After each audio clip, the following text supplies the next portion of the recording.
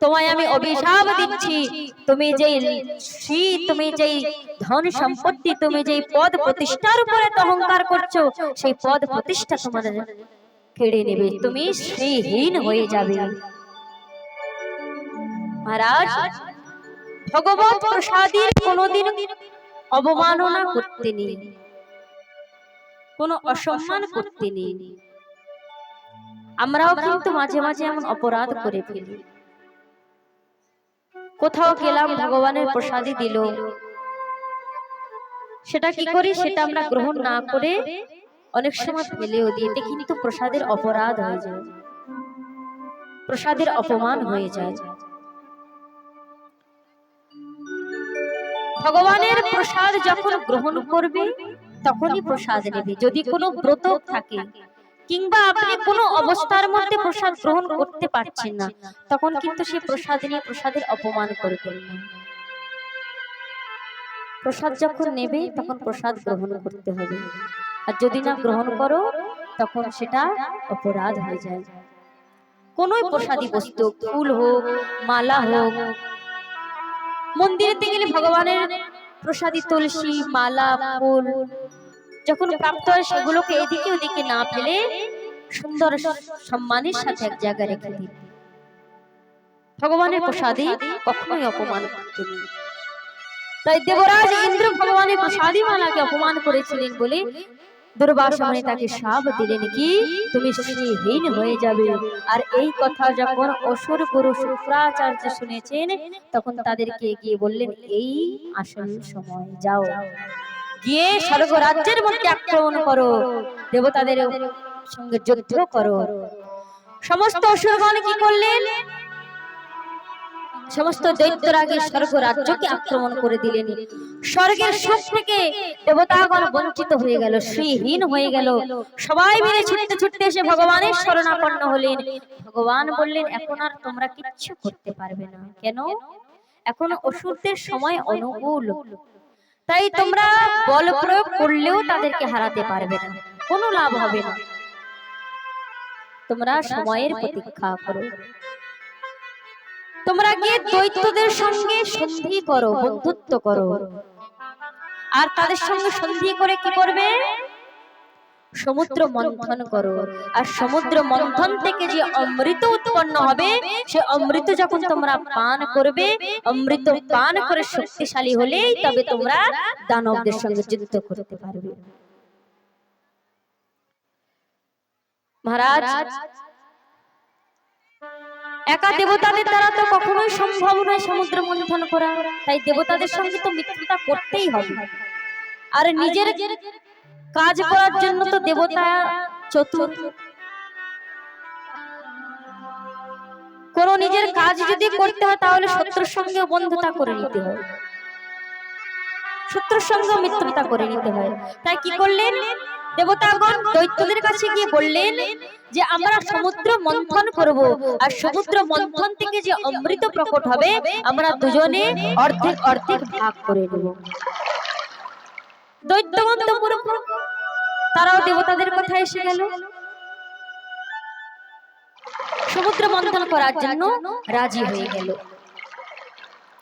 দৈত্যরা জানে আমরাও অমৃত পান করে অমর হয়ে যাব, আমাদেরকে কেউ হারাতে পারবে না। সমুদ্র মন্থন আরম্ভ হলো, মন্দর পর্বতকে মন্থন দণ্ড বানানো হলো এবং বাসুকি নাগকে সেই মন্থনের রজ্জু বানানো হলো। এবার যখন সমুদ্র মন্থন শুরু হয়েছে, সমুদ্র মন্থন শুরু হতেই সঙ্গে সঙ্গে কি হলো, মন্দর পর্বত সমুদ্রের নিচে ডুবে যেতে লাগলো। সবাই ছুটতে ছুটতে ভগবানের শরণাপন্ন হলেন, ভগবানের কাছে কি প্রার্থনা করলেন, প্রভু আপনি কৃপা করুন, আপনি যদি কৃপা না করেন তাহলে আমাদের পক্ষে সমুদ্র মন্থন করা সম্ভব নয়। ভগবান বলছে, চিন্তা করো না। দেখতে দেখতে ভগবান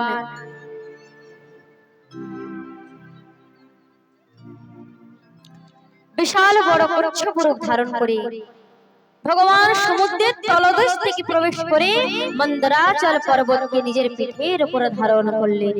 বলি কচ্ছপ ভগবান কি, বোনেরা তোমরা একটু চুপ করে বসো, এত এত এত কথা বললে পাটের মধ্যে চঞ্চল হয়ে যাব। রাধে রাধে। এত পাশে বসে এত কথা বললে কি আর ভাগবত পাঠ করা যায়? একটু শান্ত হয়ে ধৈর্য ধরে বসো।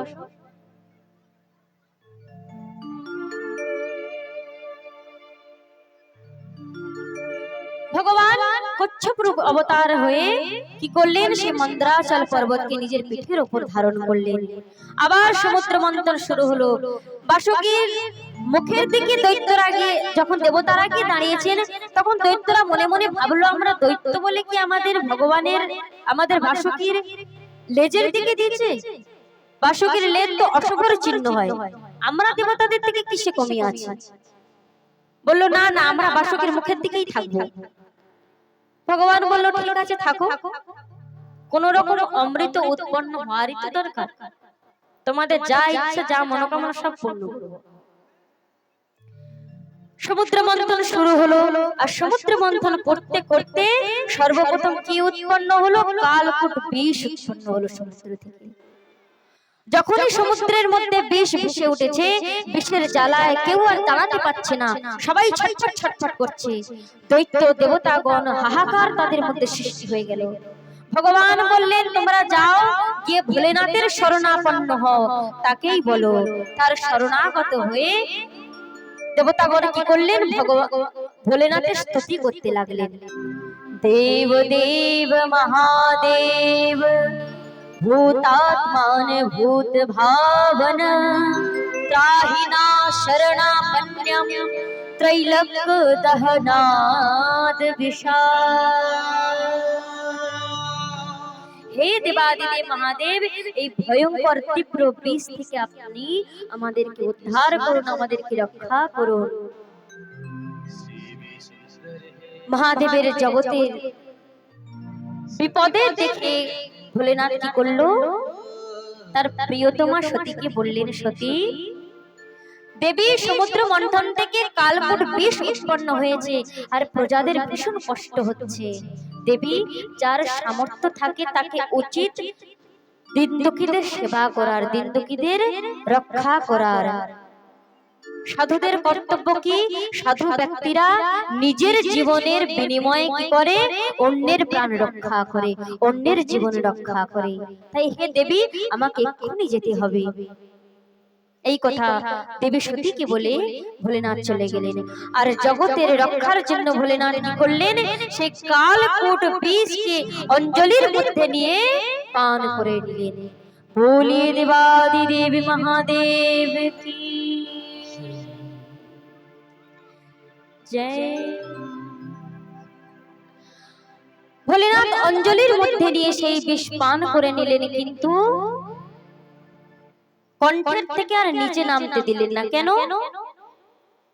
ভোলেনাথের হৃদয়ে প্রাণ গোবিন্দ বাস করে। তাই ভোলেনাথ ভাবলো যে আমি যদি আমার হৃদয়ে কালকূট বিষ যেতে দিই, আমার প্রাণ গোবিন্দের কষ্ট হবে। তাই ভোলেনাথ কি করলো? সেই বিষকে কণ্ঠে ধারণ করলো, যার জন্য নাম হলো নীলকণ্ঠ। বলে নীলকণ্ঠ ভগবান কি। মহাদেব বিষ পান করে জগৎকে ধ্বংসের হাত থেকে রক্ষা করলেন। পুনরায় সমুদ্র মন্থন শুরু হলো।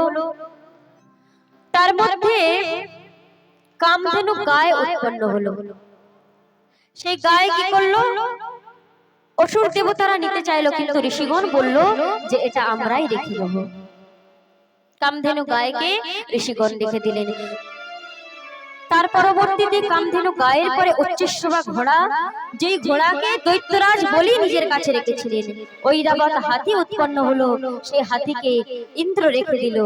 এরপর কৌস্তভ মণি, এমন করতে করতে চন্দ্রমা, কল্পবৃক্ষ, অপ্সরা সবকিছু উৎপন্ন হলো। 14 রত্ন উৎপন্ন হলো সেই সমুদ্র মন্থন থেকে।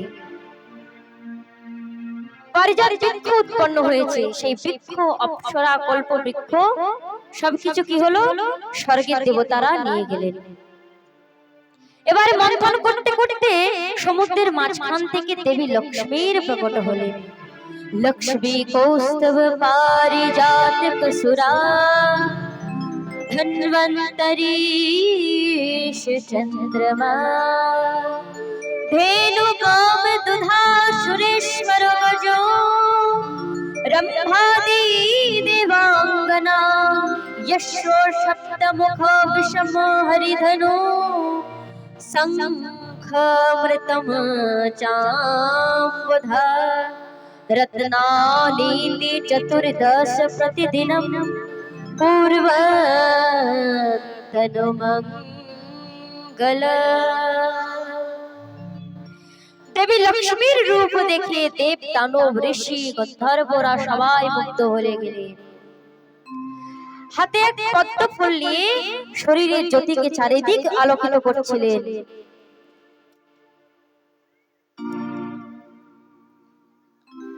बोली भक्तवत्सल भगवान की जय।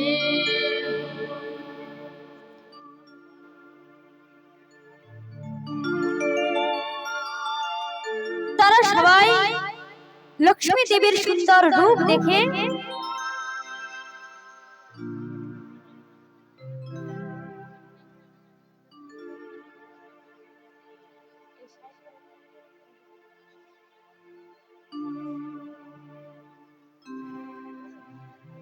মা লক্ষ্মীকে দেখে সবাই মুগ্ধ হয়ে গেলেন। যখনই দেখেছে একটা পুষ্পমালা নিয়ে এগিয়ে আসছে ঋষি মুনি গন্ধর্ব সবাই লাইন ধরে দাঁড়িয়ে আছেন, কাকে মা লক্ষ্মী বর হিসেবে গ্রহণ করবেন। মা লক্ষ্মী কি করলেন,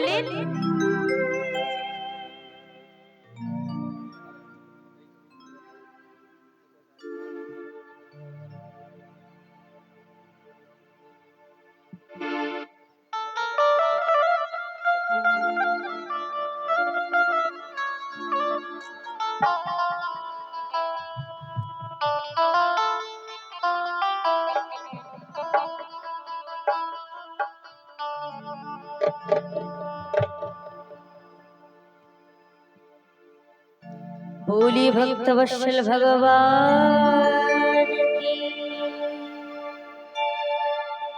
সবাই লাইনে দাঁড়িয়ে গেছে। এদিকে মা লক্ষ্মী কি করছেন, হাতে মালা নিয়ে সেই রাস্তা ধরে যাচ্ছেন। মা লক্ষ্মী দেখছেন কেউ তপস্বী কিন্তু তিনি রাগকে জয় করতে পারেন, কেউ জ্ঞানী কিন্তু সম্পূর্ণ অনাসক্ত নয়, কাকে বর হিসেবে গ্রহণ করবেন। কেউ ধর্মাচরণ করেন কিন্তু সমস্ত প্রাণীর প্রতি তার দয়া নেই। আর কারণ সব রকম কারণ না কারণ কিছু দোষ দেখতে দেখতে মা লক্ষ্মী যখন ভগবান বিষ্ণুর দিকে গেলেন, মা লক্ষ্মী কি করলেন, সেই মাল্য নিয়ে ভগবান বিষ্ণুর গলায় পরিধান করালেন। मंगलम भगवान विष्णु मंगलम गरुड़ध्वज मंगलम पुंडरीकाक्षं मंगलम तनोहरि। মা লক্ষ্মী একমাত্র শ্রী বিষ্ণুর আছেন যার মধ্যে দেখলেন সমস্ত গুণ সম্পন্ন, তাই ভগবান বিষ্ণুকে কি করলেন, মা লক্ষ্মী বর হিসাবে গ্রহণ করলেন, স্বামী রূপে গ্রহণ করলেন। কেন, মা লক্ষ্মী দেবী সদা সর্বদাই কার, নারায়ণের। দেবী দেবতারা সেই বিবাহ দিকে পুষ্প বর্ষা করতে লাগলেন, গন্ধর্বগণ গান করতে লাগলেন। আর যেই দিন ভগবতী লক্ষ্মী দেবী প্রকট হয়েছিলেন সেটা কোন দিন ছিল, আশ্বিন মাসের শুক্লপক্ষের পূর্ণিমা তিথি, যেটাকে আমরা কি বলি, কোজাগরী পূর্ণিমা, যেদিন লক্ষ্মী পূজা হয় হয়তো এখানে। তো সেই কোজাগরী লক্ষ্মী পূর্ণিমার দিনই মা লক্ষ্মী প্রকট হয়েছিলেন। बोली लक्ष्मी नारायण भगवान की। পুনরায় সমুদ্র মন্থন আরম্ভ হলো, আর সমুদ্র মন্থন করতে করতে কি হলো, সাক্ষাৎ ধন্বন্তরী ভগবান অমৃত কলস নিয়ে সেই সমুদ্রের থেকে, সেই মন্থন থেকে প্রকট হলেন। যখনই অমৃত কলস হাতে দেখেছেন মহারাজ, দৈত্যরা কি করেছেন, অমৃত কলসটা হাতে থেকে ছিনিয়ে নিয়ে তারা ছুটে পালিয়ে গেছে। দেবতারা তো কাঁদতে লেগে গেছে, প্রভু অমৃত মন্থন তো করতে বললেন আপনি, সমুদ্র মন্থন করতে বললেন, আর দেখুন দেখুন অমৃত নিয়ে দৈত্যরা সবাই ছুটে পালিয়ে গেছে। ভগবান বললে চিন্তা করো না, তোমাদের কার্য আমি অবশ্যই সিদ্ধ করব। কিভাবে? আমার মায়ার দ্বারায়। এদিকে দৈত্যরা তো অমৃত নিয়ে গেছে, কিন্তু কেউ পান করতে পারছেন না। কেন? নিজেদের মধ্যে দ্বন্দ্ব শুরু হয়ে গেছে। এ বলে আমি আগে পান করব, আর একজন দৈত্য বলে আমি আগে পান করব। এই করে কি করছে, তারা নিজেদের মধ্যেই দ্বন্দ্ব করছে, আগে আমি খাবো, আগে আমি খাবো। আর এদিকে ভগবান কি করেছে, নিজের মায়া রূপ ধরে, একজন নারীর রূপ ধরে, মোহিনী অবতার হয়ে ভগবান কি করেছে, দৈত্যদের কাছে গেছে। ভগবান এমনিতেই তো পরম সুন্দর, আর সেই পরম সুন্দর যদি ভগবান ভগবতী হয়, ভাবুন তো কত সুন্দর লাগবে।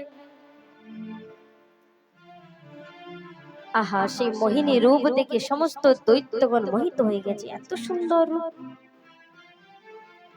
বললেন, হে দেবী তুমি কে? হে কমল নয়নী, হে পরম সুন্দরী, তুমি কে, কোথা থেকে এসেছো? দেবী তোমাকে দেখে তো আমাদের মন চঞ্চল হয়ে উঠেছে।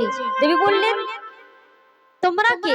দৈত্যগণ বলল, আমরা কশ্যপ ঋষির পুত্র, আমরা সমুদ্র মন্থন করেছি, আর সমুদ্র মন্থন থেকে অমৃত উৎপন্ন হয়েছে, কিন্তু আমাদের মধ্যে এই নিয়ে দ্বন্দ্ব হচ্ছে যে এই অমৃত আগে কে পান করবে। আপনি আমাদের সমস্যার সমাধান করে দিন।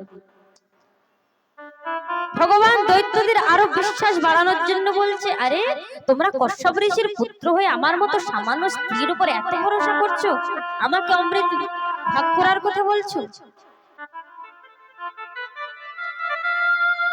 দৈত্যরা বলছে, আমাদের মধ্যে তো নির্ণয় হচ্ছে না, তাহলে তোমরা কি চাও? তোমরা বললে, দেবী তুমি আমাদের মধ্যে অমৃতের ভাগ করে দাও।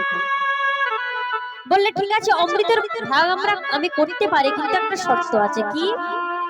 সমুদ্র মন্থন দেবতারাও করেছিল, তোমরাও করেছো, তাই দেবতাদের যদি ভাগ দাও তাহলেই আমি তোমাদের অমৃত পান করাবো। কোন দৈত্যগণ তো সেই রূপের মধ্যে মুক্ত হয়ে আছে, মোহিত হয়ে আছে, সেই দেবীর কথায় রাজি হয়ে গেল। একদিকে দেবতাগণ বসেছে, একদিকে দৈত্যগণ বসেছে, আর মোহিনী ভগবান কি করছেন, অমৃত পান করাচ্ছেন। অমৃত নিয়ে প্রথমে আগে দেবতাদেরকে দিচ্ছেন, যখন দেবতাদের লাইনে দিয়েই যাচ্ছে, দৈত্যদের দিচ্ছে না, তখন দৈত্যরা বলছে, দেবী আমাদের দিচ্ছ না? বলে, আরে না না, অমৃতর যে পাতলা অংশগুলো সেগুলো দেবতাদের দিই, আর যেগুলো গাঢ় গাঢ় অংশ আছে সেগুলো তোমাদেরকে দেবো। দৈত্যগণ ভাবলো, বাবা আমাদের কত প্রেম না করে, দেবতাদের পাতলা অমৃত পান করাচ্ছে আর আমাদের গাঢ় গাঢ় পান করাচ্ছে। ভগবান দেবতারা অমৃত পান করিয়ে যাচ্ছে। এদিকে কি হয়েছে, রাহু সূর্য আর চন্দ্রের মাঝে গিয়ে দেবতাদের ছদ্মবেশ ধারণ করে অমৃত পান করার জন্য সেখানে বসে গেলেন। আর যেই না তার হাতে অমৃত ভগবান দিয়েছেন, সঙ্গে সঙ্গে অমৃত পান করতেই যাচ্ছে। সূর্য চন্দ্রমা বলল, প্রভু আপনি কি করছেন? এ তো দেবতা নয়, দৈত্য। সঙ্গে সঙ্গে ভগবান কি করলো, নিজের রূপ ধারণ করে সেই সুদর্শন চক্র দিয়ে রাহুর মস্তক ছেদন করে দিলেন, দুভাগ করে দিলেন। অমৃত কিছুটা পান করেছিল, তাই মৃত্যু হয়নি। তাই কি হলো, মস্তকটা হলো রাহু আর দেহটা হলো কেতু। ব্রহ্মা তাদের কি করলেন, গ্রহের উপাধি দিলেন। আর সেই রাহু প্রতিশোধ নেওয়ার জন্য পূর্ণিমা এবং অমাবস্যাতে কি করে, সূর্য ও চন্দ্রকে গ্রাস করে। আমরা বলি না সূর্যগ্রহণ আর চন্দ্রগ্রহণ, এই রাগের জন্য, প্রতিশোধ নেওয়ার জন্য সেই রাহু আর কেতু কি করে, চন্দ্রমাকে আর সূর্যকে গ্রাস করে। সেজন্যই চন্দ্রগ্রহণ আর সূর্যগ্রহণ হয়। দেবতাদের অমৃত পান করা সমাপ্ত হলে ভগবান সেই মোহিনী রূপ ত্যাগ করে নিজে বৈকুণ্ঠ ধামে প্রবেশ করলেন। একই সময় একই স্থানে একই প্রয়োজনে একই কর্ম করেছিলেন, কিন্তু ফল প্রাপ্তিতে আলাদা আলাদা হলো। কেন? দেবতারা অমৃত পান করলেন কারণ তারা ভগবানের আশ্রয় নিয়েছিল, তাই অমৃত পান করেছিল। কিন্তু অসুররা তো ভগবান থেকে বিমুখ ছিল, তাই তারা অমৃত পান করতে পারল না। ভগবান সেখান থেকে অন্তর্ধান হয়ে গেলেন। এদিকে দৈত্যরা কুপিত হয়ে গেলেন, অস্ত্র শস্ত্র নিয়ে দেবতাদের উপরে যুদ্ধ করতে লাগলেন। ভয়ঙ্কর দেব আর অসুরের সংগ্রাম হতে লাগলো। কিন্তু মহারাজ, দেবতারা তো অমৃত পান করেছিলেন, তাই তাদের সঙ্গে যুদ্ধ করে দৈত্যরা হেরে গেলেন। সবার যখন মৃত্যু হয়ে গেল, তখন অসুরদের গুরু শুক্রাচার্য তিনি কি করলেন? মৃত সঞ্জীবনী বিদ্যার দ্বারাই যে সকল অসুরদের হস্ত পদ মস্তক ছিন্ন হয়নি তাদেরকে পুনরায় জীবন দান করলেন, আর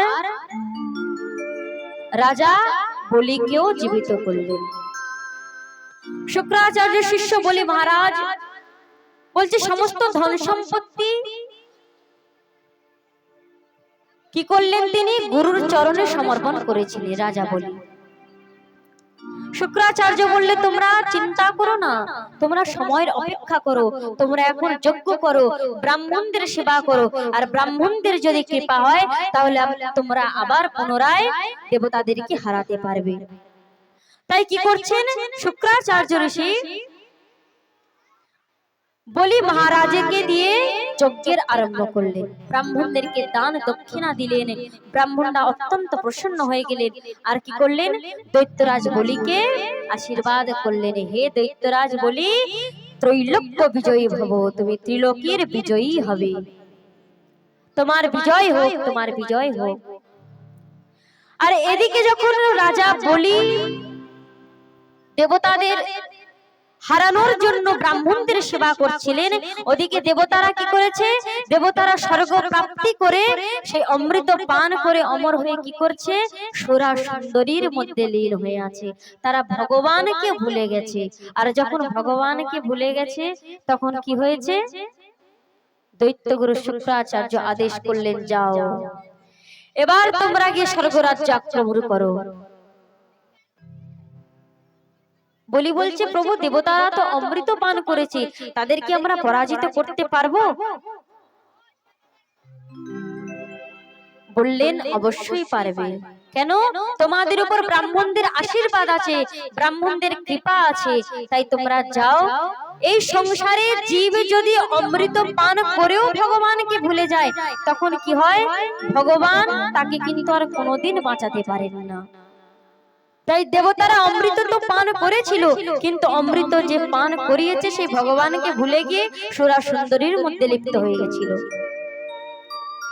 দেবতাদের রাজধানী অমরাবতীকে চতুর্দিক থেকে ঘিরে নিলেন দৈত্যরা, আর দেবতাদের পরাজিত করে ইন্দ্র আসন ছিনিয়ে নিল রাজা বলি। দেবতাদের মাতাকে অদিতি ছুটতে ছুটতে স্বামীর কাছে গিয়ে বলল, স্বামী, আমার পুত্ররা এদিক ওদিক ছুটে বেড়াচ্ছে, তাদের আসন, তাদের রাজ্য পাট সবকিছু পদ প্রতিষ্ঠা কে নিয়েছে? রাজা বলি হরণ করে নিয়েছে। দেবগুরু বৃহস্পতি বললেন যে ভৃগুবংশীয় ব্রাহ্মণদের আশীর্বাদ এখন আছে দৈত্যদের উপরে, তাই তাদেরকে এখন হারানো সম্ভব হবে না, তাদেরকে এখন পরাজিত করা সম্ভব হবে না, তোমরা কেউ পরাজিত করতে পারবে না। তাই কি বললেন যে হে দেবী, আমি তোমার মনের বাসনা জানি, তাই তুমি এক কাজ করো, তুমি এক ব্রত ধারণ করো, আর সেই ভগবানের ব্রত ধারণ করলে ভগবান সন্তুষ্ট হয়ে তোমাকে উপায় বলে দেবে।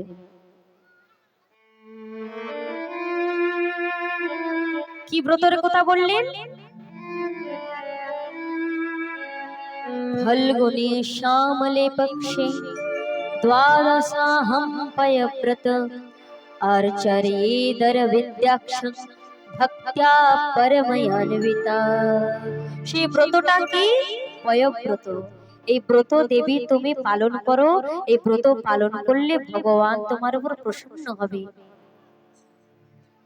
দেবী ফাল্গুন মাসের শুক্ল পক্ষ থেকে প্রতিপদ পর্যন্ত দ্বাদশী তিথি পর্যন্ত শুধুমাত্র তোমাকে দুগ্ধ পান করে এই ব্রতটা করতে হবে।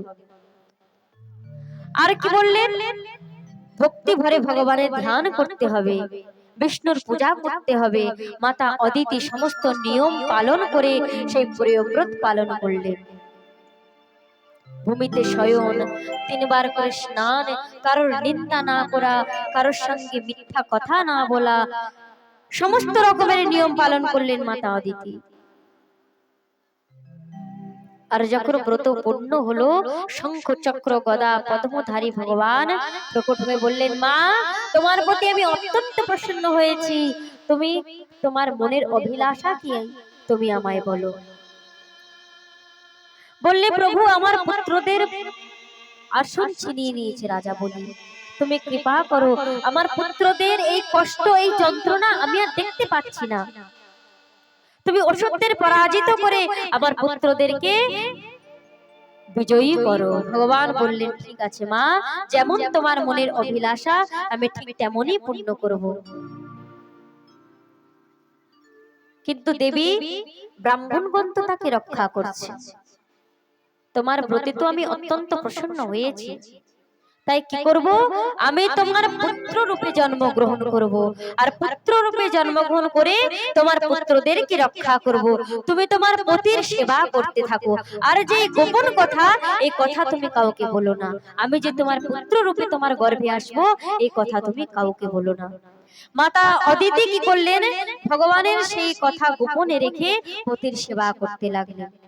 সময় অনুসারে মাতা অদিতির গর্ভে থেকে ভাদ্র মাস শুক্ল পক্ষ দ্বাদশী তিথিতে ভগবান বামন রূপে আবির্ভূত হলেন। বলি বামন ভগবান যে তিথিতে বামন ভগবানের জন্ম হয়েছিল সেটা ছিল কি? বিজয়া দ্বাদশী, বা যাকে আমরা বলি বামন দ্বাদশী। দেখতে দেখতে ভগবান কত আঙ্গুলের হয়েছিল? 52 আঙ্গুল, 52, তাই নাম হয়েছে কি? বামন ভগবান। সেই বামন ভগবান বেটে আকারের হলো, বটুক ভগবান। বামন ভগবান উপনয়ন সংস্কার হলো। বামন ভগবান নর্মদা নদীর তটে গিয়ে শত অশ্বমেধ যজ্ঞ যেখানে বলি রাজা করছেন, শত অশ্বমেধ যজ্ঞ করলে কি হয়? শত অশ্বমেধ যজ্ঞ যে করবেন সেই পৃথিবীর রাজা হয়ে যাবে, তাকে আর কেউ হারাতে পারবে না, সেই পৃথিবীর অধিপতি হয়ে যাবে।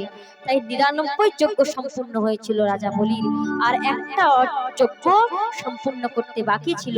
বামন ভগবান কি করলেন? বলির রাজার যজ্ঞে প্রবেশ করলেন। সুন্দর রূপ বামন ভগবানের। বলি রাজা দূর থেকে দেখতে পাচ্ছে একজন ছোট্ট ব্রাহ্মণ আসছে, বটুক ব্রাহ্মণ আসছে।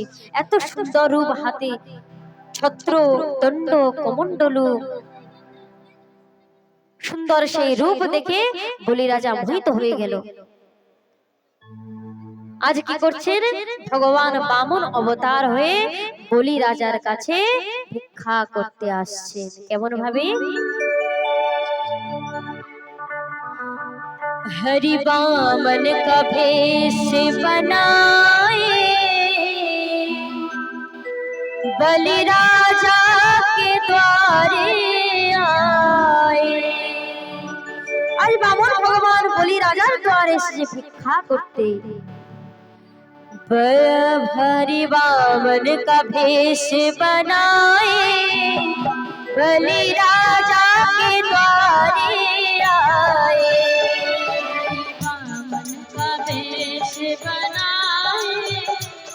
बलि राजा के आए। हरि बामन का भेष बनाए, बलि राजा के द्वारे आए। हरि बामन का भेष बनाए, बलि राजा के द्वारे आए। बोली बामन भगवान की।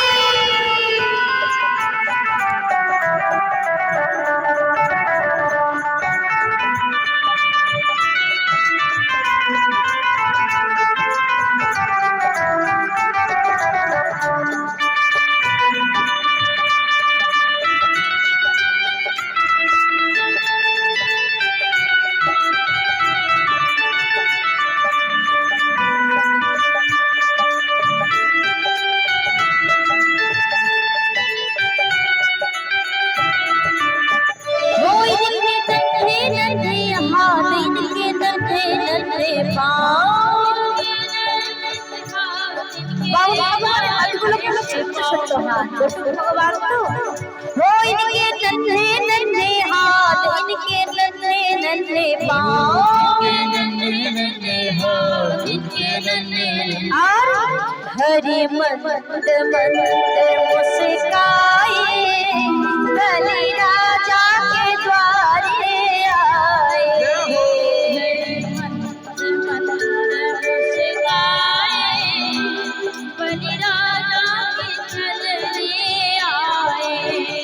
हरि बामन का भेष बनाए बलि राजा को छलने आए। हरि बामन का भेष बनाए बलि राजा को छलने आए।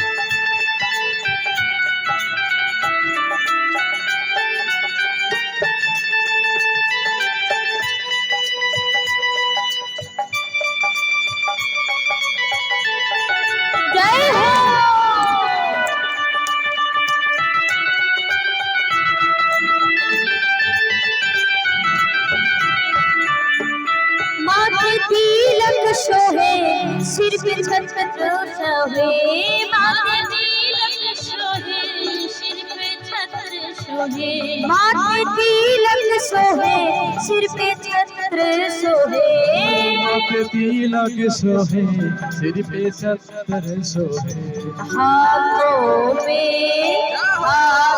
में कमंडल सुहाए बलि राजा को छलने आए।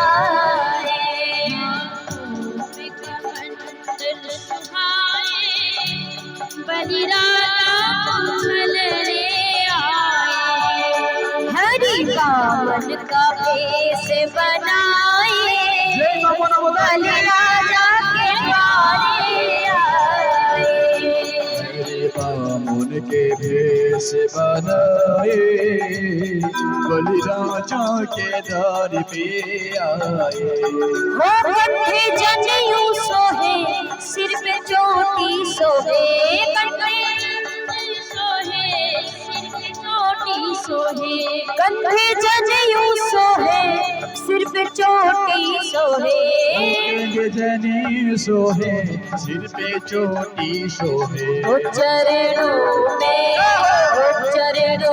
में खड़ाओ सुहाए बलि राजा को छलने आए।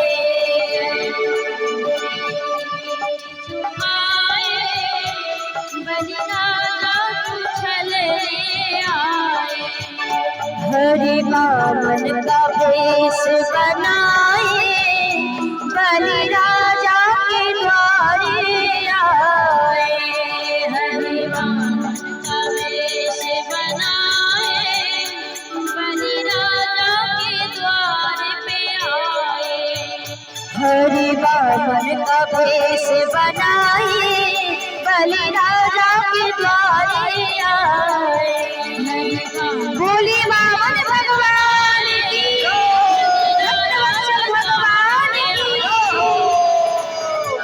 का भेष बनाए बलि राजा को छलने आए, तो बलि राजा को छलने आए, तो बलि राजा को छलने आए।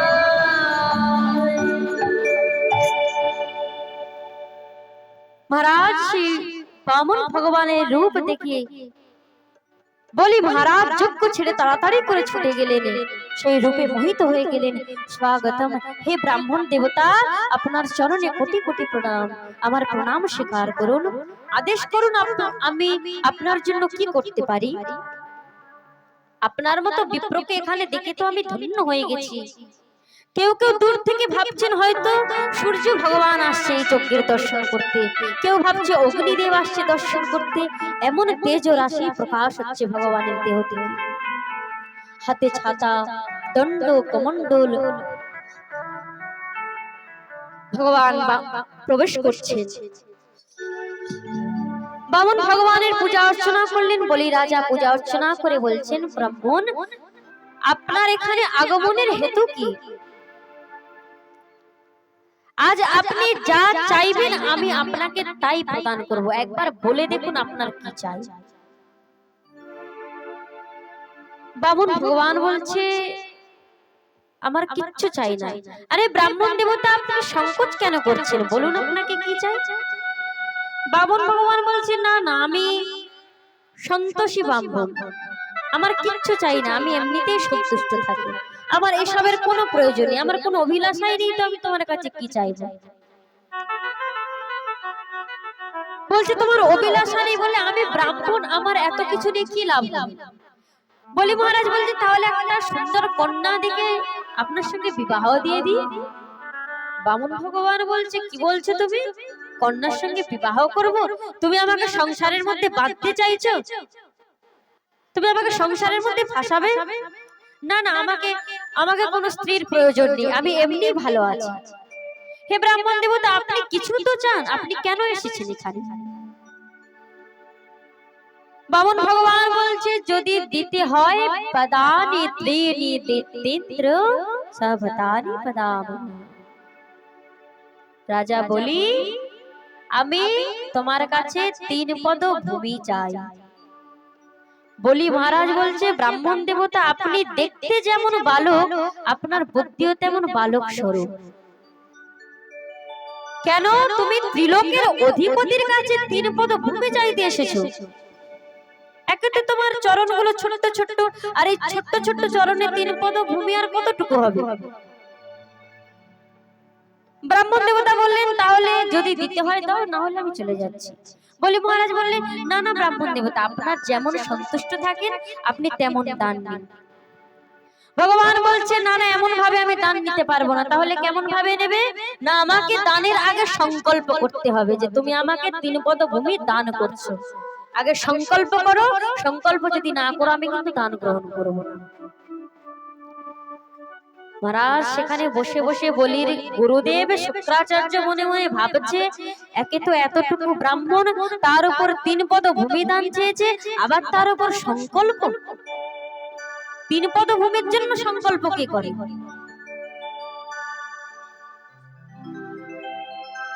শুক্রাচার্য কি করলেন, ধ্যানস্থ হয়ে দেখলেন বামন আর কেউ নয়, সেই ব্রাহ্মণ হলো সাক্ষাৎ ভগবান। শুক্রাচার্য যেই না দেখেছেন সেই মাত্র বলছে আরে বলি তুমি একে কোনো দান দিও না। কেন? এ স্বয়ং বিষ্ণু তোমার সঙ্গে ছলনা করতে এসেছে, তোমার সবকিছু হরণ করে নিয়ে দেবতাদের দান করবে, তুমি এর কথায় রাজি হইও না, তুমি একে দান দিও না। আর মহারাজ বলি মহারাজ কিন্তু বললেন না, আমার দুয়ারে যদি কেউ একবার আসে আমি তাকে খালি হাতে ফেরাই না, যেন তেন প্রকারে আমি তাকে দান প্রদান করবই। মহারাজ গুরুদেবের আদেশ পালন করতে হয়, আমরা সবাই জানি। গুরুদেবের আদেশকে কখনো অবমাননা করতে নেই, কিন্তু কখন গুরুদেবের আদেশকে পালন করতে হয় না, কখন গুরুদেবের আদেশকে পালন করতে নেই? যদি শ্রী গুরুদেব ভগবান থেকে শিষ্যকে দূরে করে রাখে, যদি ভগবান থেকে দূরে সরিয়ে রাখে গুরুদেব, তখন শিষ্যর কর্তব্য কি গুরুদেবের কথা না শোনা। যদি আদেশ দেয় যে তোমার শিষ্যকে ভগবানের থেকে যদি বিচ্যুত করে দেয়, তাহলে তখন গুরুদেবের আদেশ যদি তুমি না মানো তাহলে তোমার কোনো অপরাধ লাগে না। প্রেম সে বলো, তখন সেই গুরুদেবের আদেশ পালন করা উচিত নয়। তাই আজ বলি মহারাজ বলছেন হে গুরুদেব, এই জগতে সবাই সত্য কথা বলে, কি বলে যে একমাত্র যদি ভগবানকে ভগবানের সঙ্গে কেউ পরিচয় করিয়ে দিতে পারে যদি ভগবানের সঙ্গে কেউ সাক্ষাৎ করিয়ে দেয় সে হলো একমাত্র শ্রী গুরুদেব। গুরুদেব আমি কিন্তু জানতাম না, আমি জানতাম ইনি ব্রাহ্মণ এসেছেন, কিন্তু আপনি আমাকে সেই ভগবানের সঙ্গে সাক্ষাৎ করে দিলেন। আপনি আমাকে বলে দিলেন যে এ ব্রাহ্মণ নয়, এ ভগবান বিষ্ণু। আর গুরুদেব আমি যখন দান করি সেই ব্রাহ্মণের মধ্যে তো আমি ভগবানের স্বরূপ দর্শন করেই দান করি। আর সাক্ষাৎ ভগবান যখন আমার সামনে দান নিতে এসেছে আমি সেই ভগবানকে কিভাবে ফিরিয়ে দিই? আমি ভগবানকে ফেরাতে পারবো না, আমি দান দেব। সাক্ষাৎ ধনের অধিষ্ঠাত্রী দেবী লক্ষ্মী যার চরণ সেবা করে আজ সেই আমার দ্বারে ভিক্ষা করতে এসেছে। তাহলে এর থেকে বড় সৌভাগ্য আমার আর কি হতে পারে? আমি সবকিছু দিতে রাজি আছি। আমি যদি আমার সমস্তটুকু নিয়ে নিতে চাই ভগবান, আমি সবকিছু ভগবানের চরণে লুটিয়ে দেব। শুক্রাচার্য বারবার বারণ করা সত্ত্বেও বলি মহারাজ গুরুদেবের কোনো কথাই শুনলেন না। শুক্রাচার্য বললে তোমার প্রাণ সংকটে আসবে, তুমি ভিখারি হয়ে যাবে, তোমাকে নরকে পতিত হতে হবে, তুমি দান দিও না। কিন্তু বলি মহারাজ কিছুই শুনলেন না। সংকল্প করার জন্য হাতে যখন কমণ্ডল থেকে জল নিতে যাচ্ছে তখন শুক্রাচার্য মনে মনে ভাবলেন এই তো আমার কথা শুনছে না, তাই কি করলেন? সংকল্প করলেই দান দিয়ে দিতে হবে। তাই শুক্রাচার্যজি কি করলেন? সূক্ষ্ম রূপ ধরে সেই কমণ্ডলুর নলের মধ্যে প্রবেশ করে গেল। সেই কমণ্ডল নলের মধ্যে ঢুকে গিয়ে বসে পড়লেন। বলি মহারাজ দেখছি তো জল পড়ছে না, সংকল্প করব কিভাবে? ভগবান বলছে দাঁড়াও দাঁড়াও আমি দেখছি কি করতে হবে। আর ভগবান কি করলেন? পাশে একটা কি ছিল? কোষ ছিল। সেই কোষটা নিয়ে আর নলের মধ্যে খুঁচাতে লাগলেন। যেই না নলের মধ্যে খুঁচিয়েতে খুঁজতে খুঁজতে শুক্রাচার্যের এক চোখ কানা হয়ে গেল, অন্ধ হয়ে গেল। ছটফট করতে করতে শুক্রাচার্য বাইরে বেরিয়ে এলেন। কুপিত হয়ে বলিকে অভিশাপ দিলেন তুমি গুরুদেবের অবমাননা করেছো, গুরুদেবকে অপমান করেছো, তাই আমি তোমাকে অভিশাপ দিচ্ছি তোমার সবকিছু তোমার শ্রীহীন হয়ে যাও, তুমি তোমার সবকিছু হরণ হয়ে যাও আর তুমি নিঃস্ব হয়ে যাও, তুমি নরকে পতিত হও। আমি তোমাকে অভিশাপ দিলাম। আর অভিশাপ দিয়ে শুক্রাচার্যজি সেখান থেকে চলে গেলেন। রাজা বলি অভিশপ্ত হয়ে তাও কিন্তু তারপর থেকে বিচ্যুত হলো না। ভগবানকে কি করলেন? সংকল্প করলেন। সংকল্প করে 3 পদভূমি দান করলেন। মহারাজ যেই বলি 3 পদভূমি সংকল্প করলেন, ধীরে ধীরে কি হলো? বামন ভগবান নিজের রূপ বাড়াতে আরম্ভ করলেন, নিজের শরীরকে বর্ধন করতে লাগলেন। ভগবান নিজের শরীর বাড়াতে বাড়াতে বাড়াতে বাড়াতে বিশাল আকার ধারণ করলেন। আর একটি চরণে কি হলো? ভগবান উপরের দিকের 7 লোক, ভূলোক, ভুবলোক, সহলোক, জনলোক, তপলোক, মহলোক, সত্যলোক, ব্রহ্মলোক পর্যন্ত নেপে নিলেন এক চরণে। আর দ্বিতীয় চরণে কি করলেন? নিচের যে 7 লোক অতল, বিতল, সুতল, তলাতল, মহাতল, রসাতল, পাতাল সবকিছু মেপে নিলেন। 2 চরণে যখন সবকিছু মেপে নিলেন ভগবান বললেন বলি আমায় তুমি সংকল্প করেছো 3 পদভূমি দান করার জন্য, আমার 2 পায়ে তো আমি সবকিছু পরিবেষ্টিত করে নিয়েছি, আমার 3য় চরণ আমি কোথায় রাখবো? আর যদি তুমি দানে সংকল্প করে না দিতে পারো তাহলে কি হবে? তোমাকে নরকে যেতে হবে। বলি মহারাজ বললেন প্রভু একটা কথা বলুন তো, দানি বড় না দান বড়? ভগবান বলছে দানি বড়। কারণ দানির কাছে যদি ধন সম্পত্তি না থাকে, দানির মন যদি বড় না হয় তাহলে দান করবে কিভাবে? দানি বড়। তার মানে বললেন প্রভু আপনি কি করেছেন? আপনি আমার দানকে গ্রহণ করেছেন, আপনি আমার দানকে গ্রহণ করেছেন, আপনি এখনো দানিকে গ্রহণ করেন নাই। তাই হে প্রভু পদম তৃতীয়ম করুন শিষ্ণী মে নিজম, আপনি কৃপা করে আপনার 3য় চরণ আমার মস্তকে রাখুন। প্রেম সে বলো ভগবান। রাজা বলির মস্তকে 3য় চরণ রাখলেন। আর ভগবান যখন বলির মস্তকে তৃতীয় চরণ রেখেছে, সমস্ত দেবতাগণ জয় জয়কার করতে লাগলেন, বলি বামন ভগবান কি, ভক্তবৎসল ভগবান কি। সব দেবতারা আনন্দে ভগবানের স্তুতি করতে লাগলেন। কেন? বলি মহারাজের উপরে আজ ভগবান কৃপা করেছেন। সেখানে প্রহ্লাদ মহারাজ প্রকট হলেন, প্রভু আপনি তো আমাকে কোলে বসিয়ে আমার উপর কৃপা করেছেন, কিন্তু আজ আপনি আমার নাতির মস্তকে চরণ রাখলেন, আপনি আমার বংশকে এত কৃপা করেছেন, আমার বংশ তো আজ ধন্য হয়ে গেল। ভগবান বললেন, প্রহ্লাদ আমি তোমাদের উপর অত্যন্ত প্রসন্ন হয়েছি, আমি আশীর্বাদ করছি, যেই তোমাদের বংশে জন্মগ্রহণ করবে সে স্বতঃই উদ্ধার হয়ে যাবে, তাকে আমি কখনো বধ করব না। বলি ভক্তবৎসল ভগবান কি।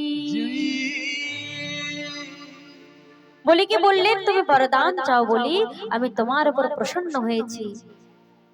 ভগবানের সেই রূপ দেখে বলি মহারাজ বললেন, প্রভু আমি আপনার কাছে কিছু চাই না, আপনি যে আমাকে এত কৃপা করেছেন এটাই আমার কাছে সবকিছু।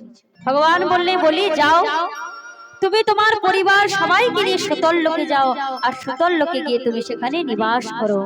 ভগবান বলিকে সুতল লোক প্রদান করলেন এবং বললেন, বলি তুমি সাবর্ণী মন্বন্তরে ইন্দ্রত্বের পদ লাভ করবে, তুমি সাবর্ণী মন্বন্তরে ইন্দ্র হবে। আর কি বললেন, আর তুমি যে সুতল লোকে যাচ্ছ, তুমি যখনই আমার দর্শন করার তোমার মনে বাসনা জাগবে, তুমি তখনই আমাকে তোমার সামনে দর্শন করতে পারবে। এই বলে ভগবান বলির উপর কৃপা করলেন। বলি ভক্তবৎসল ভগবান কি।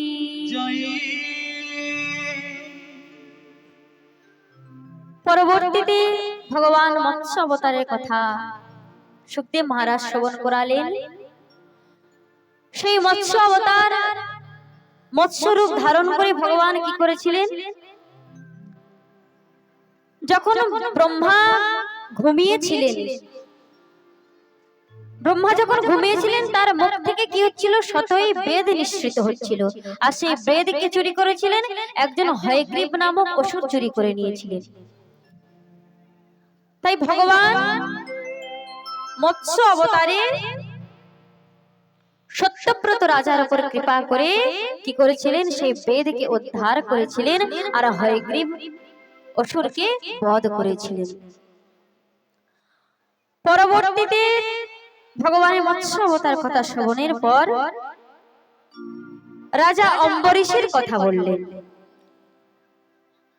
রাজা অম্বরীশ একজন সম্রাট হয়েও মহারাজ অম্বরীশের হৃদয়ে কোন রকম অহংকার ছিল না। তিনি কি কেমন ছিলেন, দীনতা ছিলেন। সাধারণত কি হয়, আমাদের যখন ক্ষমতা আমরা পাই তখন কি হয়, মনের মধ্যে অহংকার জন্মায়। কিন্তু রাজা অম্বরীশ এমন একজন ধর্মাত্মা ছিলেন, এমন একজন ভক্ত ছিলেন, পরম ভক্ত।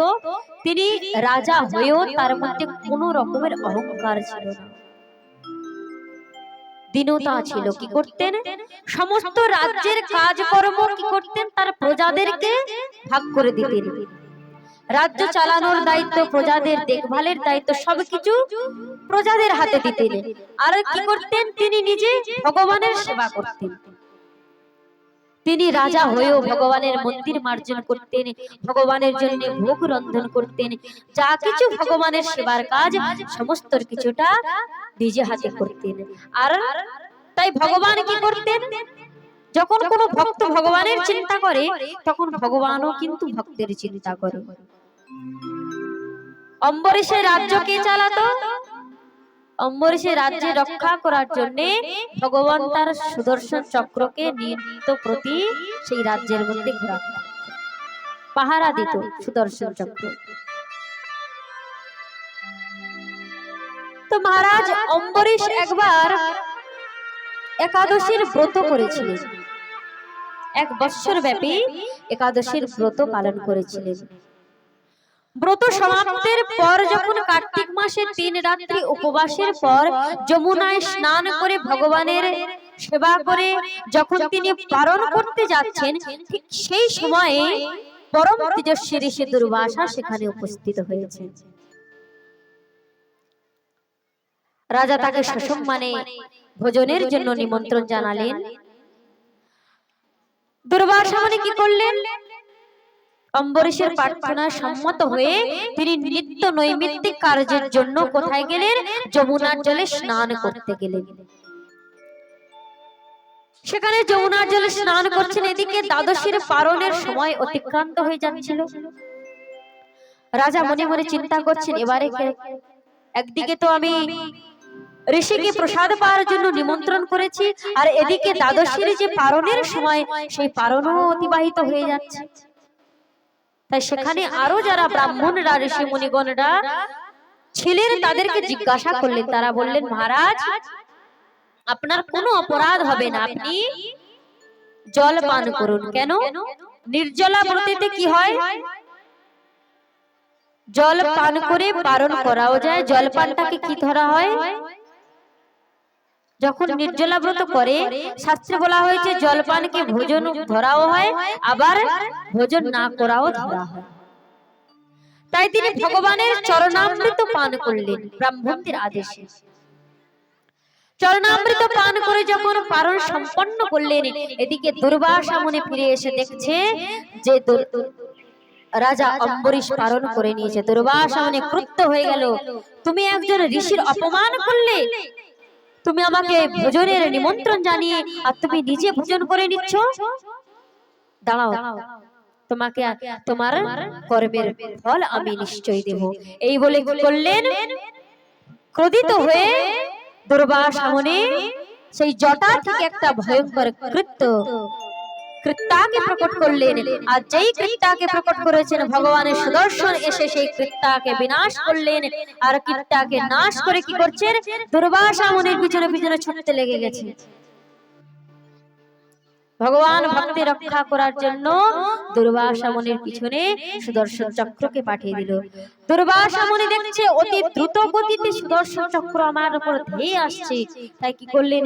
চারিদিকে ছুটতে লাগলেন দুর্বাসা মুনি। নিজের প্রাণের ভয়ে চারিদিকে পালাতে লাগলেন, কোথাও রক্ষা পাচ্ছেন না তিনি। ব্রহ্মলোক, শিবলোক, ইন্দ্রলোক চারিদিকে ছুটছে, কেউ কিছু করতে পারছেন না। সবার কাছে গিয়ে বলছে রক্ষা করুন, রক্ষা করুন, কিন্তু কেউ কিছু করতেই পারছে না। ভগবান সুদর্শন চক্রের কাছে কি পারবে? কার সামর্থ্য আছে? যখন কারোর কাছে কোনো আশ্রয় পেলেন না, তখন কি করলেন? ভগবানের শরণাপন্ন হলেন দুর্বাসা ঋষি। ভগবানের কাছে গিয়ে বলছেন, হে প্রভু, আমার অপরাধ হয়ে গেছে, আমাকে তুমি ক্ষমা করে দাও। ভগবান বললেন, তুমি যার কাছে অপরাধ করেছো তার কাছে কি ক্ষমা চাও? বলিয়ে প্রেম সে বলো। তুমি যে ভক্তের কাছে অপমান করেছো, সেই ভক্তের কাছে যাও। কেন? অহম ভক্ত পরাধীন হিস্ব তত্রৈব দ্বিজ, আমি ভক্তের অধীনে থাকি। তাই তুমি আমার ভক্তের কাছে অপরাধ করেছো, আমার ভক্তের কাছে কি যদি তুমি ক্ষমা চাও, আর সে যদি তোমায় ক্ষমা করে, তাহলেই আমি তোমায় ক্ষমা করব, আমি তোমায় রক্ষা করব। দুর্বাসা ঋষি ছুটতে ছুটতে অম্বরীশ রাজার কাছে গেলেন, চরণে পড়ে গেলেন, হে মহারাজ, আমাকে আপনি ক্ষমা করে দিন। অম্বরীশ ঋষি তাড়াতাড়ি করে ব্রাহ্মণকে তুললেন, দুর্বাসা মুনিকে, হে ঋষিবর, কি করছেন আপনি?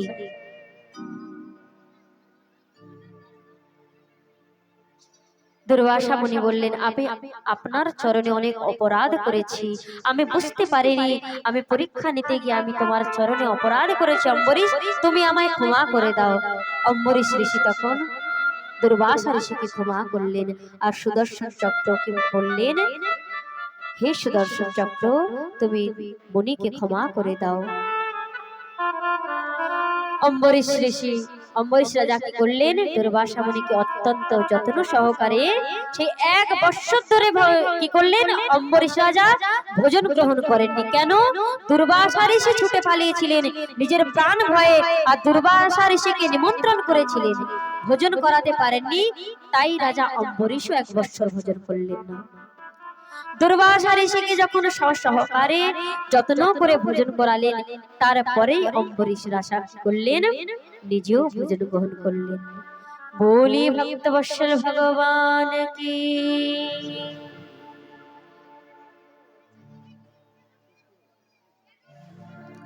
মহারাজ পরবর্তীতে সগর রাজার কথা শোনালেন। সগর রাজার 60,000 পুত্র। যখন সগর রাজা অশ্বমেধ যজ্ঞ করতে যাচ্ছিলেন, সেই অশ্বমেধ যজ্ঞের ঘোড়াকে চুরি করে নিয়েছিল ইন্দ্র।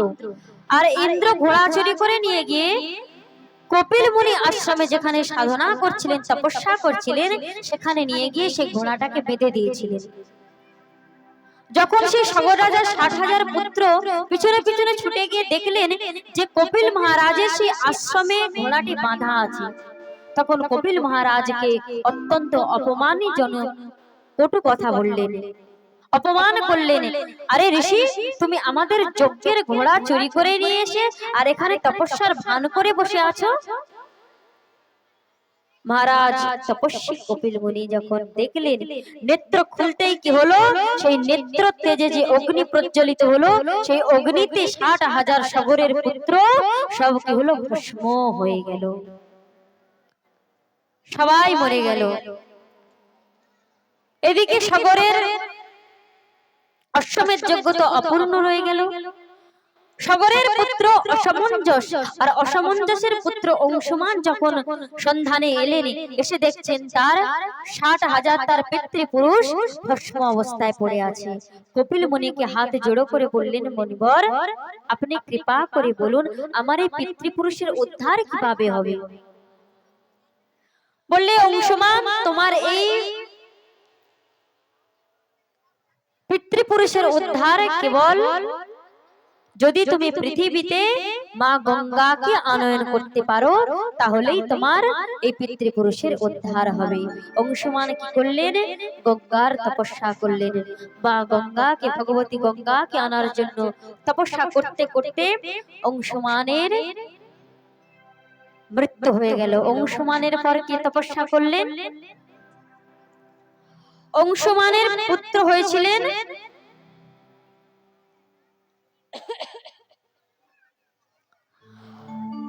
অংশুমানের পুত্র হয়েছিলেন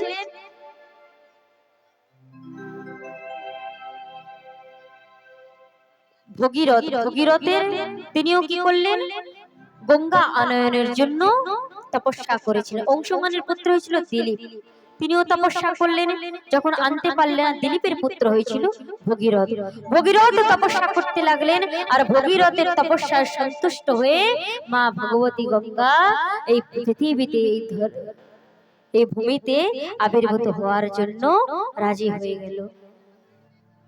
বললেন, ভগীরথকে বললেন যে আমি তো পৃথিবীতে আসব, কিন্তু আমার বেগ যে, এই প্রবল বেগকে কে ধারণ করবে, আর যদি আমার এই বেগকে কেউ ধারণ করতে না পারে, তাহলে তো আমি পাতাল লোকে প্রবেশ করে যাব। ভগীরথ মহাদেবকে আরাধনা করলেন আর বললেন, হে দেবাদেব মহাদেব, আপনি এই ভগবতী গঙ্গার তেজকে, বেগকে ধারণ করুন। ভোলেনাথ কি করেছিলেন, নিজের জটার মধ্যে ভগবতী গঙ্গাকে, সেই বেগকে ধারণ করেছিলেন, এবং সেই দেবী গঙ্গা এসে সগরের 60,000 পুত্রকে উদ্ধার করেছিলেন। বলি গঙ্গা মাইয়া কি। গঙ্গা মাইয়া সগরের 60,000 পুত্রকে উদ্ধার করলেন।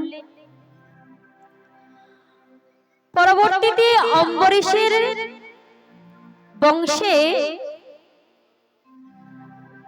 ভগীরথের পুত্র হয়েছিল খটবাঙ্গ, খটবাঙ্গের পুত্র হয়েছিল দীর্ঘবাহু, আর দীর্ঘবাহুর পুত্র হয়েছিল রঘু, রঘুর পুত্র হয়েছিল অজ, অজের পুত্র হয়েছিল মহারাজ যশস্বী দশরথ। আর এই রঘু রাজার কারণে কি হয়েছিল, এই বংশের নাম হয়েছিল রঘু বংশ। দশরথ, আর দশরথের কয়জন পুত্র ছিল, 4 জন পুত্র ছিল, রাম, লক্ষ্মণ, ভরত আর শত্রুঘ্ন। শ্রী সুখদেব জি মহারাজ রাজা পরীক্ষিতকে সূক্ষ্ম রূপে অতি অল্প রূপে কি করলেন? রাম কথা শ্রবণ করালেন। কেন? রাম অবতার কি? রাম অবতার হলো মর্যাদা পুরুষোত্তম রূপে ভগবান রাম এসেছিলেন। কেন? কৃষ্ণ অবতারের আগে কৃষ্ণ অবতার কি ছিল? ভগবান লীলা পুরুষোত্তম রূপ। আর রাম অবতার ভগবান মর্যাদা পুরুষোত্তম রূপে এসেছিল। এখানে কৃষ্ণ কথার আগে মর্যাদা পুরুষোত্তমের রামের কথা কেন বলা হয়েছে? যদি লীলা পুরুষোত্তমের লীলাকে হৃদয়ের মধ্যে গোচর করাতে হয় তাহলে কি করতে হবে? আগে হৃদয়টাকে মর্যাদার সঙ্গে মর্যাদা দিয়ে হৃদয়কে পরিমার্জিত করতে হবে। তাই সুখদেব মহারাজ আগে কি করলেন? মর্যাদা পুরুষোত্তম রামের কথা শ্রবণ করালেন। অযোধ্যার রাজা ছিল রাজা দশরথ। তিনি অত্যন্ত প্রতাপশালী রাজা ছিলেন। আর রাজা দশরথের 3 পত্নী ছিল, কৌশল্যা, কইকেয়ী আর মাতা সুমিত্রা। রাজা দশরথের কোনো সন্তান ছিল না। কুলগুরু বশিষ্ঠ তিনি বশিষ্ঠের কাছে গেলেন, গিয়ে বললেন, গুরুবর আমার কোনো তো সন্তান নাই, তাই আপনি কোনো কৃপা করুন। কুলগুরু বশিষ্ঠের আজ্ঞায় দশরথ কি করলেন? পুত্র কামেষ্টি যজ্ঞ করেছিলেন। সেই যজ্ঞে ভগবান অত্যন্ত প্রসন্ন হয়ে যজ্ঞের মধ্যে থেকে যজ্ঞকুণ্ড থেকে যজ্ঞ ভগবান রূপে প্রকট হয়েছিলেন। বলি যজ্ঞ নারায়ণ ভগবান কি জয়। যজ্ঞ নারায়ণ স্বর্ণ পাত্রে করে চারু নিয়ে প্রকট হয়েছিল। চারু মানে পায়েস, ক্ষীর। সেই চারু রাজা দশরথের হাতে দিয়ে বললেন, এই চারু তুমি তোমার পত্নীদেরকে এই প্রসাদ তুমি গ্রহণ করিয়ে দাও, আর এর থেকে তোমার সন্তান প্রাপ্তি হবে। রাজা দশরথ কি করলেন? অর্ধেক ভাগ মাতা কৌশল্যাকে দিলেন, আর তার থেকে অর্ধেক ভাগ মাতা কইকেয়ীকে দিলেন, আর তার থেকে অর্ধেক ভাগ সেটাকে দুভাগ করে মাতা সুমিত্রাকে দিলেন। 3 জন রানী সেই প্রসাদ গ্রহণ করলেন এবং সময় অনুসার 3 জনই গর্ভবতী হলেন। আর যা দিনতে হরি গর্ভ হি আয়ে সকল লোক সম্পত্তি ছায়ে। যখন থেকে প্রভু শ্রী রাম কৌশল্যা মায়ের গর্ভে এসেছেন তখন থেকে সারা বিশ্ব কি হয়েছে? সুখ সম্পত্তিতে ভরে গেছে। ধীরে ধীরে সময় ব্যতীত হলো, আর সময় ব্যতীত হলো ভগবান রামের আবির্ভাবের সময় এলো। নবমী তিথি মধু মাসে পুনীতা, নবমী তিথি মধু মাসে পুনীতা, নবমী তিথি মধু মাসে পুনীতা, शुक्ल पक्ष भी जीते हरि प्रीता, शुक्ल पक्ष अभी जीते हरि प्रीता, बद्ध दिवस अति शीतल घामा, बद्ध दिवस अति शीतल घामा, पावन काले लोक विश्रामा, पावन काले लोक विश्रामा, शीतल वदन शूर भी पहबाओ, शीतल वदन शूर भी पहबाओ, हर्षित शूर संतन मन जाओ, हर्षित शूर संतन मन जाओ, श्री राम जय राम जय जय राम, श्री राम जय राम जय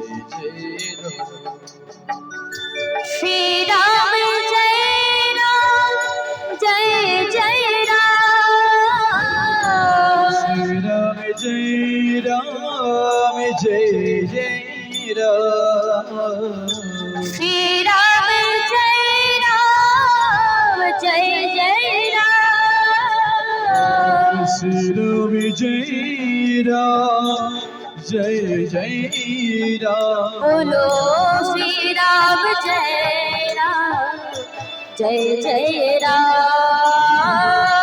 श्री राम जय राम जय जय राम।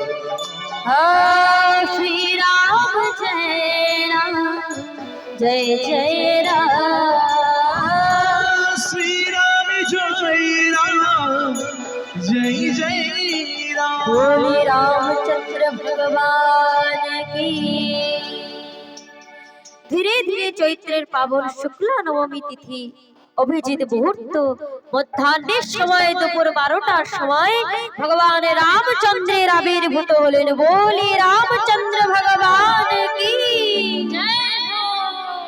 भय प्रकट कृपाला दीन दयाला कौशल्या हितकारी हर्षित महतारी मुनि मनहारी अद्भुत रूप विचारी लोचन अभिरामा तनु घन श्यामा निज आयुध भुज चारी भूषण वनमाला नयन विशाला शोभा सिंधु करारी कहे कोई कर जोड़ी स्तुति तोड़ी यही विधि करो अनंता माया गुण ज्ञानातीत अमाना वेद पुराण बनता।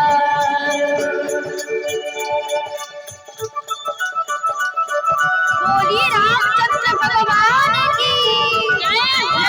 लाल की जय हो। लाल की जय हो। लाल की जय हो।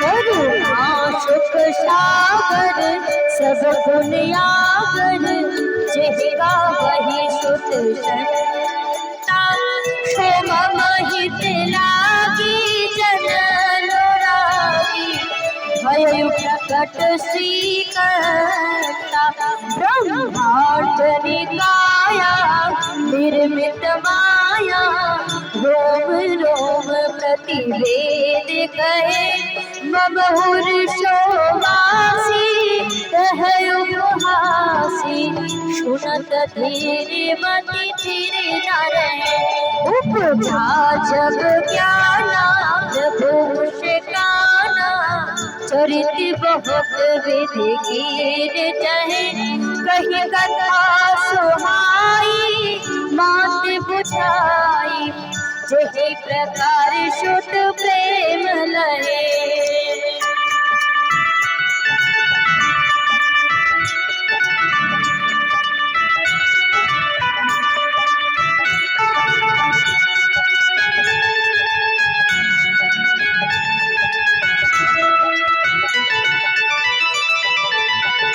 माता पुनि बोली सोमति टोली तजहु तात यह रूपा कीजे शिशु लीला अति प्रियशीला यह सुख परम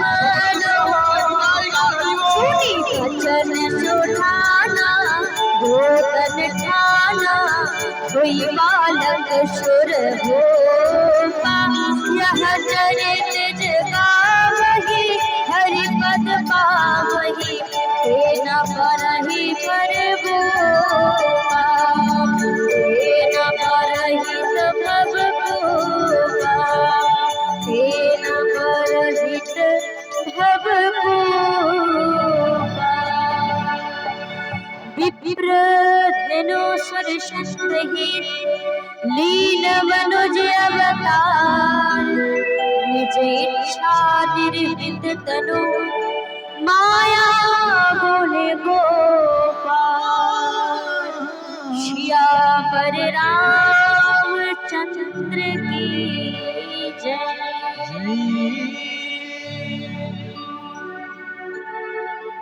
মহারাজ রামচন্দ্রের জন্ম কথা সূক্ষ্ম রূপে শ্রী সুখদেব মহারাজ শ্রবণ করালেন।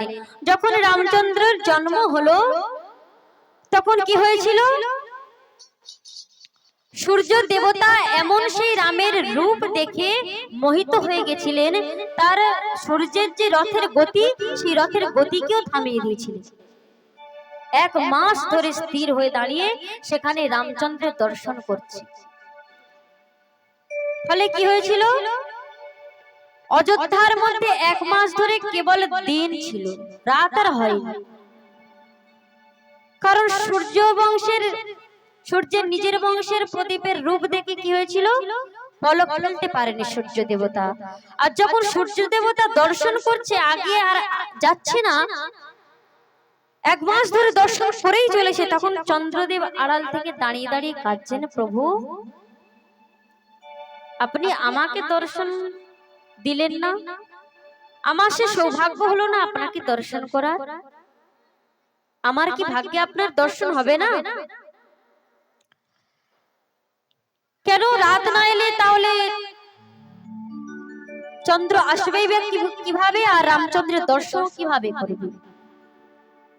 রামচন্দ্র বললেন, চন্দ্র তুমি দুঃখ করো না, আমি এই অবতারে সূর্য বংশে জন্মগ্রহণ করেছি, কিন্তু দাপর যুগে আমি তোমার বংশে চন্দ্র বংশে আমি জন্মগ্রহণ করব, আর তখন রাত্রিতে আসবো, তুমি মন ভরে প্রাণ ভরে আমায় দর্শন করবে। প্রেম সে বলো রাধে রাধে।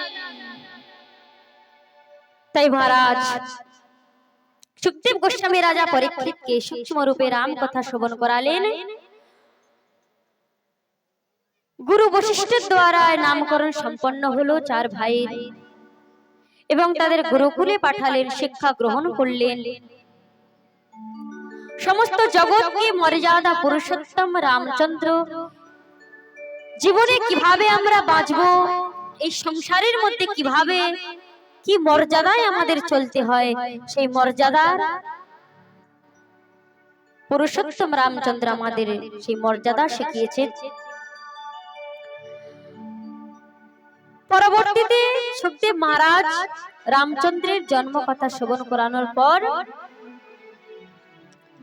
এবারে ভগবান শ্রীকৃষ্ণের লীলা কথা শ্রবণ করালেন, শ্রীকৃষ্ণের জন্মের কথা শ্রবণ করালেন। बोलिए भक्त वत्सल भगवान की जय। राजा परीक्षित के भगवान सुखदेव गोस्वामी কৃষ্ণ কথার মধ্যে প্রবেশ করাচ্ছেন। দাপর যুগ যখন শুরু হয়েছিল, কিছু কিছু অত্যাচারী রাজাদের জন্য ধরিত্রী দেবী পীড়িতা হয়ে গেছিলেন। কারণ প্রজা জগৎবাসী যেমন আচরণ করেন, সেই পাপের ভার কি করেছিল মাতা ধরিত্রী দেবী বহন করতে পারছিলেন না। আর ধরিত্রী দেবী যখন সহ্য করতে পারছিলেন না, যখন ধরিত্রী দেবীর ক্ষমতাও কমে যায়, তখন কি হয়, ধরিত্রী দেবী গোমাতার রূপ ধারণ করে, আর গোমাতার রূপ ধারণ করে ব্রহ্মার কাছে গেলেন, আমি আর এই ভার বহন করতে পারছি না। ব্রহ্মার কাছে নিজের দুঃখের কথা বললেন।